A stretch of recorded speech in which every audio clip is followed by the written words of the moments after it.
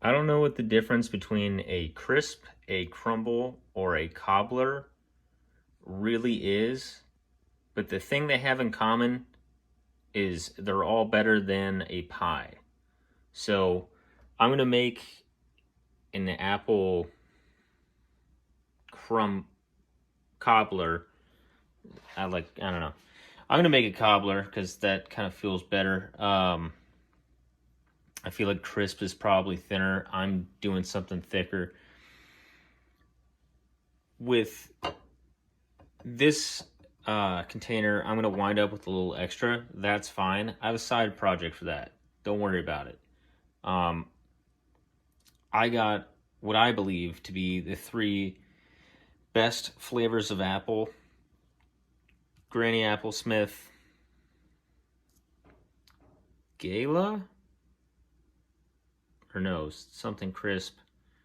I think those were Gala. Whatever. And then I'm going to do something a little bit different with the top, the actual, I guess, crisp part of it. I'm going to mix in some of these maple brown sugar oatmeal.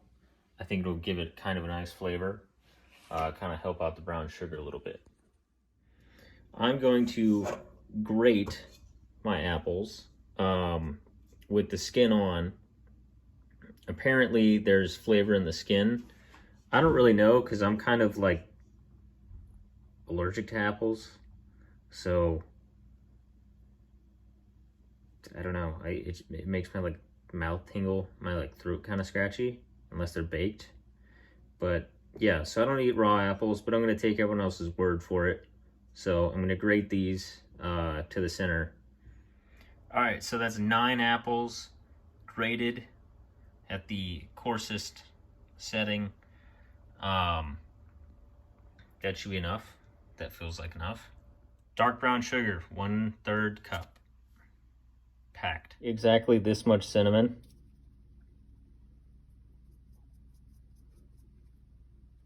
Oh, the lid's on. Sweet.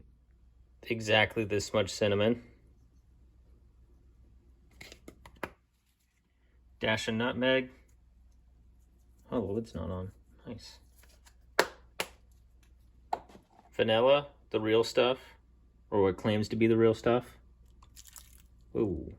For the crisp, 1/2 cup flour, dash of salt, 1/2 cup brown sugar, 6 packets of oatmeal. This is the last one. Mix the dry ingredients together, then add in a diced up thing of butter, about 3/4 of a cup. Do it smaller than what I did. Mix the butter in.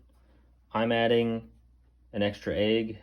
Well, an egg, just because I don't have enough butter. There it is. Mix together until it's kind of like a really thick, like almost like a batter. Batter's not right, but I don't know. Just watch the video. Something like this consistency, where it's kind of sticking together, you know?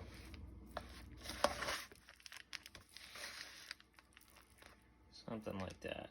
Just a little sticky. Toss in a shot of bourbon, especially one that your roommate would hate to see be wasted on a crumble that he might have one slice of. All right, so I got everything mixed in together. I tossed in another packet of oatmeal just because I wanted to keep it thick. I don't want it to be soupy. A little soupy is fine, but I'm just kind of winging it. That's what I always do. So I think this is good here.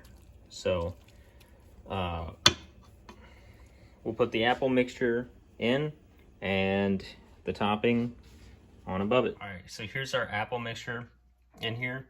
We have everything thoroughly kind of saturated. Notice, you can do that. So we don't want any puddles.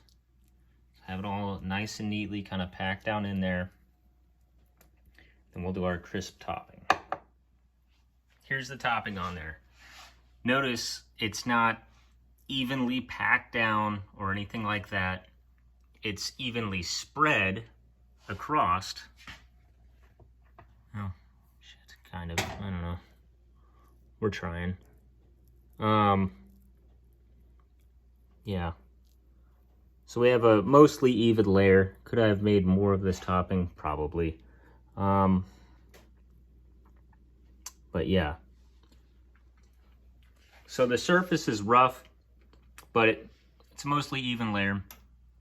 That's what you want. I'm assuming that's why they would call it like a crumble. Because maybe it crumbles. I don't know. Oven set to 350. All right. It's already been preheated for a little bit. So this is going to go in. I would add a little bit more just because the ratio is kind of way off. I'm past the point of return. So we're just going to go for it. But it's going to go in the oven at 350 for about an hour till the top's golden brown. You're going to see some of the juices kind of bubbling through. So yeah. All right, in we go. Top rack. I don't know why. Who cares? This is a trial run for Thanksgiving. That light on.